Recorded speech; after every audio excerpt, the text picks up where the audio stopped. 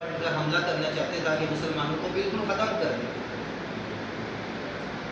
معبد خزائی کہنے لگا کہ ایسا نہ کرو، میں آپ صلی اللہ علیہ وسلم سے ملاقات کر کے آیا ہوں، تو ایک بڑے لشکر کے ساتھ ہمارے مقابلے کے لیے ہمراہ الاسد پہنچ چکے ہیں۔ اور ابو سفیان ڈر گیا اور اپنے لشکر والوں کو کہا کہ واپس چلو، چنانچہ مدینے میں واپس چلو۔ اللہ پاک نے قرآن پاک کی آیت نازل کی، الذین استجابوا للہ والرسول، کہ وہ لوگ جنہوں نے اللہ کے رسول کی بات پر، اللہ کے رسول کی بات پر لبیک کہا، من بعد ما اصابهم القرح، بعد اس کے ان کو زخم بھی لگے ہوئے ہیں، غزوہ احد کے، اس کے باوجود اس غزوے کے لیے واپس نکلے، لہم اجر عظیم، اللہ پاک کہتے ہیں ان کے لیے اجر عظیم۔ تو اس طرح اللہ رب العزت نے غزوہ حمراء الاسد میں مسلمانوں کو یعنی لڑائی سے تو بچا لیا، اور مشرکین واپس چلے گئے اور اپنے ساتھ کے لیے لڑائی۔ اب اگلا واقعہ ہے